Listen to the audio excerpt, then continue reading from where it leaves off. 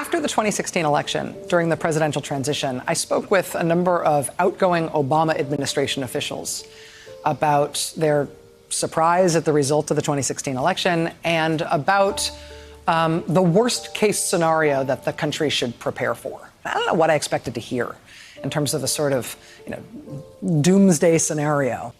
The answer that I got was that the worst case scenario they could imagine was that the president, the incoming president, Donald Trump, would use the Justice Department as a weapon.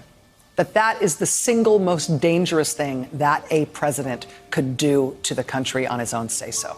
If he could figure out a way to tame the U.S. Justice Department and turn it into an instrument to help himself, turn it into something that helps his allies and hurts his opponents. That was the warning that I got from Obama administration officials when they were on their way out the door. And that's apparently what we've got. It's a spectacle we're getting used to seeing. Trump being indicted for 4 separate criminal indictments since April. All this while leading the Republican field and growing that lead, too, in a race for another run for the White House.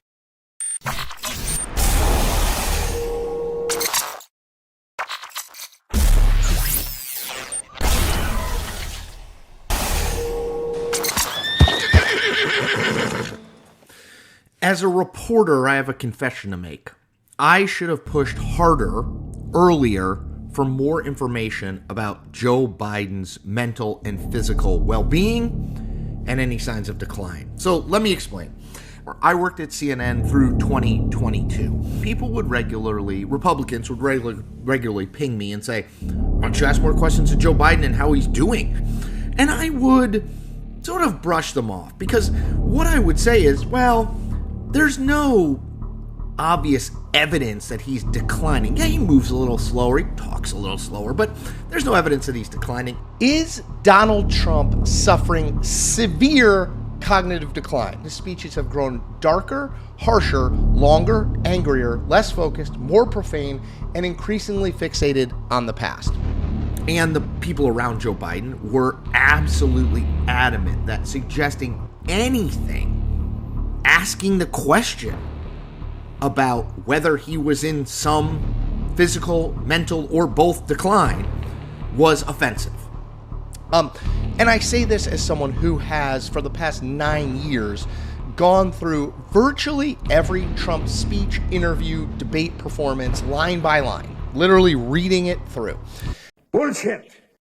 If you look at Donald Trump, just take the first debate he did with Hillary Clinton in 2016. If you take that debate performance and you compare it to the debate he did with Kamala Harris on September 10th, 2024, you will notice he is slower. His verbal command is not as wide.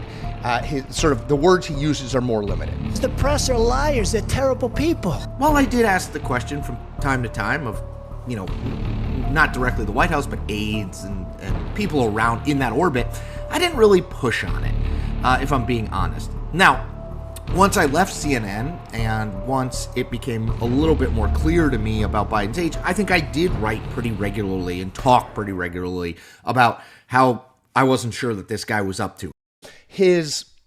The fluency with which he speaks, just sort of the cadence, the way in which he speaks, is slower and a little bit more halting. His tendency to wander off in terms of thought patterns is higher. You just notice. If you look at 2016 Trump and 2024 Trump, there's a discernible difference there. The reason that I bring this up is in the last 48 hours, there have been 2 stories, one by the New York Times and one by the Wall Street Journal, that document the decline of Joe Biden, how we probably should have known then and reported then what we know now. So Joe Biden is not playing with a full deck. This is not somebody you can have as your president. Probably should have known then and reported then what we know now. Now, I have to tell you, he's a different guy. He looks different than he used to. He acts different than he used to. He's even slower than he used to be. Probably should have known then and reported then what we know now. No, I'd rather run against, I think, Biden than anybody. I think he's the weakest mentally. And I like running against people that are weak mentally. I think Joe is the weakest up here. Probably should have known then and reported then what we know now. And then you have Sleepy Joe Biden, who's dumb as a rock. This guy was dumb on his best day. And he's not having his best day right now. He's dumb as a rock. About the fact that I probably should have pushed harder on the Biden age stuff. Because in retrospect, it's clear that the people close to him knew that at best, he had some good days and some bad days. June 27th, the debate clearly was a bad day. But if the bad day was that bad as he performed on that debate stage, the fact that he had been president without a whole lot of questions being asked about his physical and mental decline, and I'll add the fact that he continued to be president from June 27th until January 20th, 2025, I think is a little bit concerning. And you see that in his speeches as well, and in the interviews he gives as well. He absolutely rambles more. Remember, 82 minutes is his average campaign speech now versus 45 minutes in 2016. That is absolutely noticeable. And begs the question of, like, what? When did people near him know? What did they know? And why did they not share? I get protecting Biden's privacy, but he's the president of the United States. I think a lot of people on this site and other ways, other places, particularly on the left, like to conclude that Donald Trump has some sort of severe cognitive decline happening. And we don't know how far back signs of this physical and mental decline went. Whether it's dementia, which many people have diagnosed him with from afar, or some other sort of major cognitive issue. Lots and lots of people on the left, especially, insist that these are signs that Donald Trump is in the midst of a real cognitive erosion, a major cognitive erosion. There was a shame factor that went into that. People around Biden worked to make you feel bad when you asked whether he was up to the job of being president, running for president again, and serving as president for another 4 years.